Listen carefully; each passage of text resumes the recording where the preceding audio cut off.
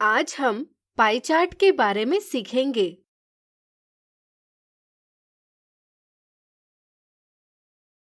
चलिए एक दिलचस्प उदाहरण से पाई चार्ट की समझ बनाएं।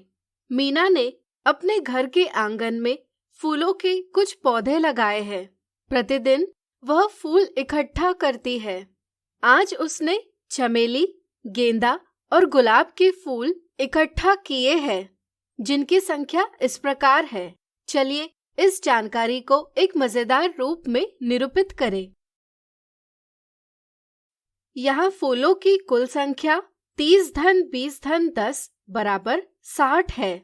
यहाँ चमेली के फूलों की संख्या 30 है, जो कि कुल संख्या का 30/60 यानी कि 1/2 भाग है।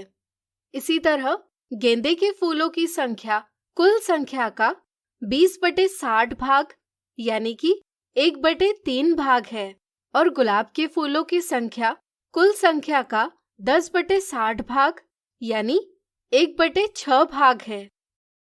हम एक संपूर्ण वृत्त का मान 60 फूल मानेंगे।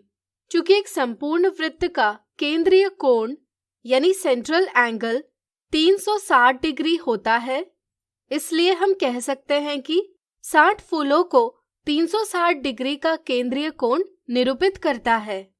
चमेली के फूलों की संख्या संपूर्ण 60 फूलों का 1/2 भाग है।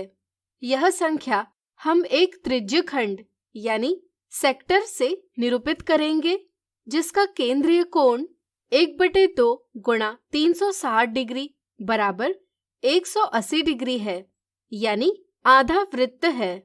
इसी तरह गेंदे के फूलों का भाग 1/3 गुणा 360 डिग्री बराबर 120 डिग्री के केंद्रीय कोण वाला त्रिज्यखंड बनाकर तथा गुलाब के फूलों का भाग 1/6 गुणा 360 डिग्री बराबर 60 डिग्री के केंद्रीय कोण वाला त्रिज्यखंड बनाकर निरूपित किया जा सकता है। यहाँ हमने वृत्त के विभिन्न त्रिज्यखंडों यानी सेक्टर्स के रूप में कुल फूलों की संख्या का विभाजन निरूपित किया है।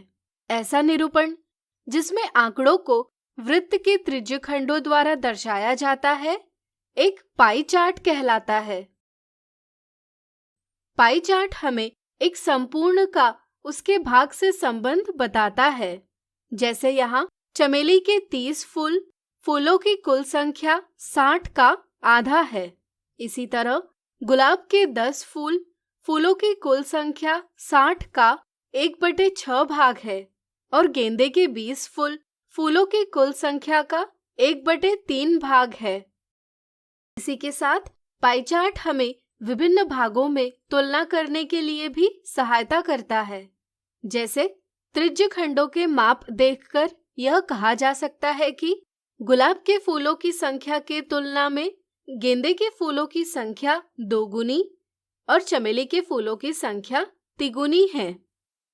पाई चार्ट में प्रत्येक त्रिज्यखंड का केंद्रीय कोण उसके द्वारा निरूपित सूचना के समानुपाती होता है।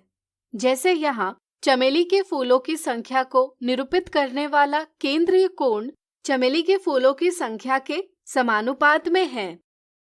इस तरह से कुल संख्या निश्चित हो और यदि चमेली के फूलों की संख्या में वृद्धि होती है, तो संगत त्रिज्यखंड के माप में भी वृद्धि होगी। या इसके विपरीत, यदि चमेली के फूलों की संख्या कम होती है, तो संगत त्रिज्यखंड का माप भी कम होगा। जरा सोचिए, क्या हम विभिन्न केंद्रीय कोण ज्ञात करने के लिए एक एक विधि का प्रयोग कर सकते हैं? चलिए हम बताते हैं। हम जानते हैं कि एक संपूर्ण वृत्त का केंद्रीय कोण 360 डिग्री होता है, इसलिए हम कह सकते हैं कि 60 फूलों को 360 डिग्री का केंद्रीय कोण निरूपित करता है। इस तरह से एक फूल को 360 डिग्री बटे 60 बराबर 6 डिग्री के केंद्रीय कोण से निरूपित किया जा सकता है। अब चमेली के फूलों की संख्या 30 है, इसलिए इस संख्या को हम 30 गुणा 6 डिग्री बराबर 180 डिग्री से निरूपित कर सकते हैं। इसी तरह आप एक एक विधि के प्रयोग से विभिन्न केंद्रीय कोण प्राप्त कर सकते हैं। आज हमने पाई चार्ट बनाना सीखा। अगले वीडियो में हम पाई चार्ट के कुछ और मजेदार उदाहरण देखेंगे।